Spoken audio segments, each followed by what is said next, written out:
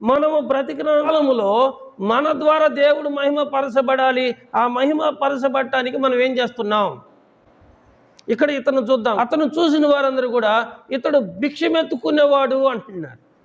దేవుడు నిన్ను ఆశీర్వదించాలి అనుకున్నప్పుడు ఏంటంటే ఆటంకాలు కూడా చాలా వస్తాయి, అభ్యంతరాలు కూడా చాలా వస్తూ ఉంటాయి.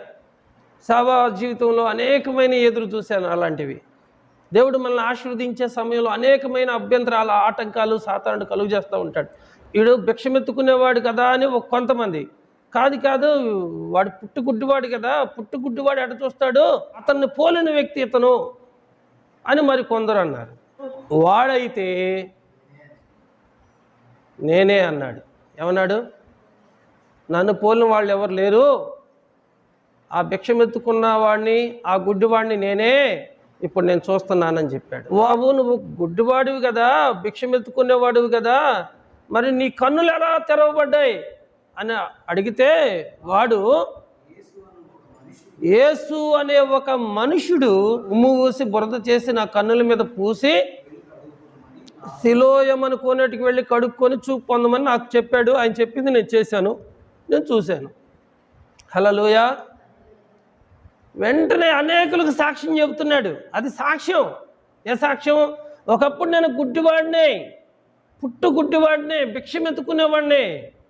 యేసు అనే ఒక మనుషుడు నాకు ఇలాంటి సహాయం చేశాడు. ఆయన ఉమ్మిని బురద చేసి ఆ బురద నా కళ్ళకు పూస్తే నేను సిలోయమని కోనేటికి వెళ్ళాను.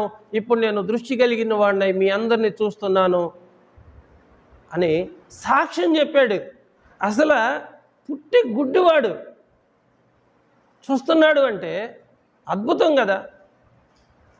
వాడైతే అంటున్నాడు, నేనే ఆ గుడ్డివాడిని, ఆ ముష్టివాడిని నేనే అని యేసయ్య గురించి ఇరుగు పొరుగు వారందరికీ కూడా సాక్ష్యం ఇస్తూ ఉంటే ఆ ఇరుగు పొరుగు వారు ఏమన్నారు తెలుసా? అయితే నిన్ను స్వస్థపరిచిన ఆయన ఏడి అంటే ఆయన ఎక్కడికి వెళ్ళాడో నాకు తెలియదండి. సరే, విన్నవాళ్ళు ఏం చేశారు తెలుసా? పరిసయ్యుల దగ్గరికి తీసుకెళ్ళి అక్కడ నిలబెట్టాడు.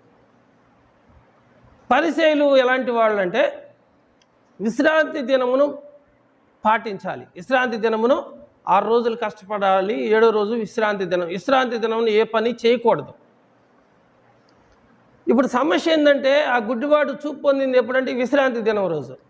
అంటే ఆ విశ్రాంతి దినమున ఆయన ఎవరో ఈయన స్వస్థపరిచాడు కాబట్టి దేవుని యొద్ద నుండి వచ్చిన వాడైతే విశ్రాంతి దినాన్ని పాటిస్తాడు కదా, దేవుని దగ్గర